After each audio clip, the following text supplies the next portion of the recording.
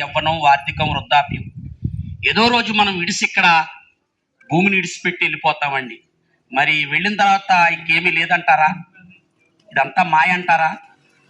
చూడండి, ఒక విత్తనం మరి మట్టిలో పడితేనే కానీ అది చచ్చిపోయిన తర్వాత కానీ దానికి మొక్క రాదండి. అలాగే ఈ భూమి మీద కొంతకాలమేనండి మనం, కానీ అసలైన జీవితం ఉందండి. అదే స్వర్గం అంటారండి, పరలోకం అంటారు. మరి ఆ స్వర్గం పరలోకం చేరాలంటే మనం ఎలా బ్రతకాలండి? మరి ఇక్కడ ఎలా పడితే అలా బ్రతికేస్తే వస్తుందంటారా?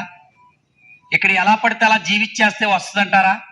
చూడండి, ఒక స్టూడెంటు మరి చదువుకుంటాడండి, 15 ఏళ్ళు 20 ఏళ్ళు చదివితేనే కానీ మరి ఆ ఉద్యోగం రాదండి.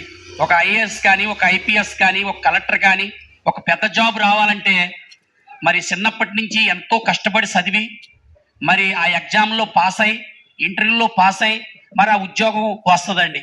మరి ఆ ఉద్యోగమైనా శాశ్వతం ఉంటుందంటారా? గట్టిగా ఉంటే 30 సంవత్సరాలు ఉంటుందండి, రిటైర్మెంట్ అయిపోతారు. కానీ అటువంటి దానికి అంత ప్రయాసపడతారు కదండి. మరి ఈ పరలోకం అనే ఈ రెండో జన్మ ఈ భూమిని విడిచిపెడతగానే ఆ స్వర్గం అండి.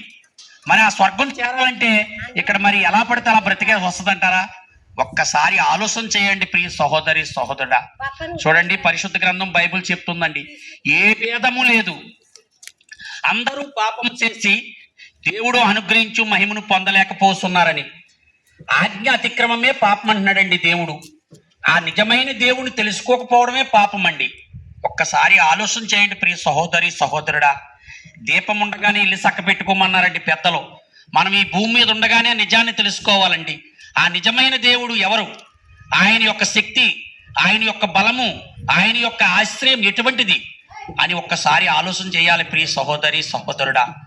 మరి ఆ యేసు ప్రభు వారు సర్వ మానవాళి కోసం, ఈ ప్రపంచ మానవులందరి కోసం ఆ భూమధ్యపురములో, ఆ ఇశ్రాయేలు అనే దేశంలో ఒక కన్య, ఏ పురుషుని భేదం ఎరగని స్త్రీకి ఆయన జన్మించి, ఆయన 33.5 సంవత్సరములు జీవించి, మనుషులు చేయజాలని అనేకమైన అద్భుత కార్యములు చేసి ఆయనలోని దైవత్వం లోకమునకు బయలుపరిచి ఉన్నాడండి. ఆయన పరిశుద్ధమైన రక్తం శిలువపై కార్చాడండి. ఆయనలో ఏ పాపం లేదండి. ఆయన నిజమైన దేవుడు. ఆయనే శరీరధారిగా లోకానికి వచ్చాడండి, యేసు ప్రభు వారిగా. కాబట్టి ప్రియ సహోదరి సహోదరుడా, నిజం తెలుసుకోండి. మరి మీ దగ్గరలో ఉందండి మరి పాస్టర్ ప్రకాశరావు గారు, మరి ఆ తల్లి గారండి, ఏం పేరండి, షారును పుష్పమ్మ గారండి. ఆ తల్లి గారికి మరి క్యాన్సర్ వచ్చి ఆవిడ మరి చచ్చిపోయి ఆవిడ దేవుడు బ్రతికించాడండి. మరి ఈ రోజు నీ సువార్త వారి ద్వారానే మేము చేస్తున్నామండి. కాబట్టి మీ దగ్గరలో ఉన్న మందిరానికి వెళ్ళి నిజం తెలుసుకుని ఆ ప్రభువుని అంగీకరించి రక్షణ పొంది ఆ పరలోకం చేరతారని మా తపన. ఏది ఆశించి రాలేదండి. మీరు ఏదో టిఫిన్లు ఇస్తారనో, భోజనాలు పెడతారనో, మరి టీలు ఇస్తారనో కాదండి.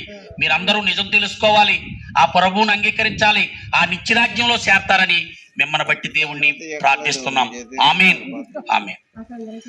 దయగల తండ్రి